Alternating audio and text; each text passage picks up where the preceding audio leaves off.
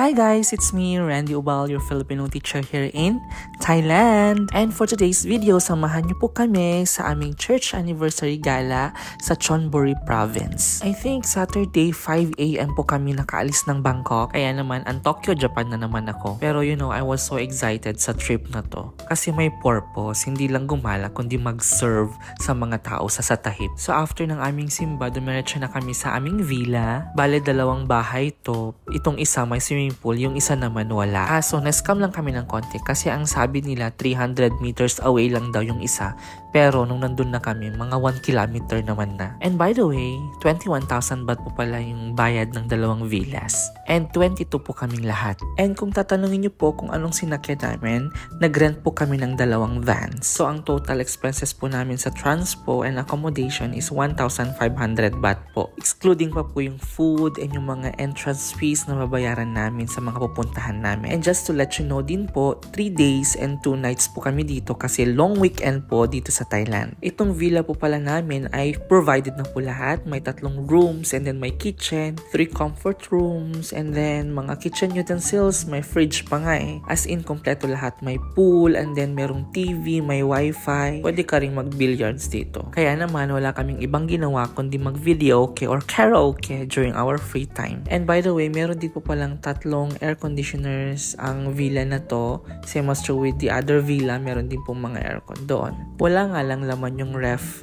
pero meron namang mga water na free na nilagay yung may-ari. Ang maganda pa dito sa villa namin, kahit na nag-videoke kami hanggang hating gabi, walang nagrereklamo. Hindi ko na kasi napansin kung may kapitbahay kami or what. Ang nakita ko lang talaga yung nagbebenta dun sa harap ng villa. Actually, may recommend ko naman itong villa pero -1 star sila dun sa pang-scam nila sa amin. Imagine nyo guys, from 300 meters to 1 kilometer ba naman? Sino ba naman ang maglalakad ng 11 PM to 12 AM dyan? Tas ang dami-dami pang aso. So we decided na mag-meeting kami para alam namin yung gagawin namin.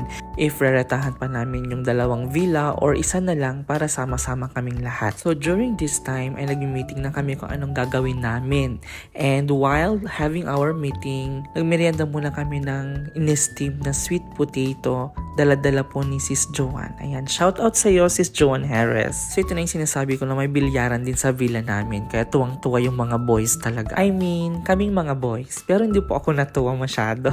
Kasi naman, di naman po ako marunong. Dito po kasi ako natuwa sa swimming pool kasi marunong po akong lumangoy. Kaso nung first night namin dito sa villa, hindi po ako nakapag-swimming. Ewan ko, parang pagod na pagod talaga ako. Halo-halo na actually. Pagod, gutom, antok. Buti na lang pumunta kami sa isang sikat na night market dito. Kaya, ayan, basahin nyo na lang yung pangalan, di ko alam. Maluwang po itong night market na to. Pwede po kayong makabili ng mga pang-dinner ninyo, mga gulay, mga fish, karne.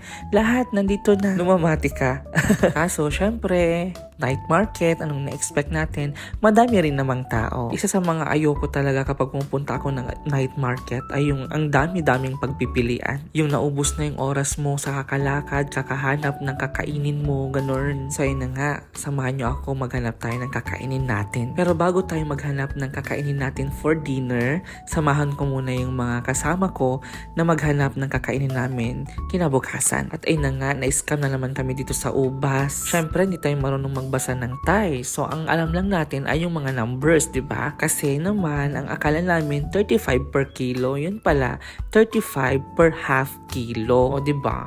Bongga. So, sa mga oras na to, ay naghahanap na kami ng pwede naming ulam para bukas kasi magbe-beach po kami. So, may prutas na kami. Ngayon, ulam na lang. Hanggang sa may nakita kaming isda. Hulaan nyo kung magkano ang bili namin dito sa isdang to. Hulaan nyo guys. Bumili kami ng 3 kilo. Magkano sa tingin niyo yung 3 kilong binili namin? 300? Mali. 500? No, lower. Ano, sabihin ko na ba? So, ito na nga. Yung 3 kilong isda na binili namin ay 100 baht lang. O, diba? Ang bongga. Ang mura ng isda dito talaga. Malapit kasi sa dagat. So, after namin makabili at makakain ng dinner, ayan, nag-swimming na po sila. Hindi po ako nag-swimming. Sila lang po. Wala kasi ako sa mood kasi nga, inaantok na ako. Saka alam mo na, kailangan ko nang matulog ng maaga kasi maaga na naman gigising bukas at may bago na naman kaming destination na pupuntahan. So, yun lang guys para sa part 1 ng ating gala. See you sa part 2. Follow for more. Bye!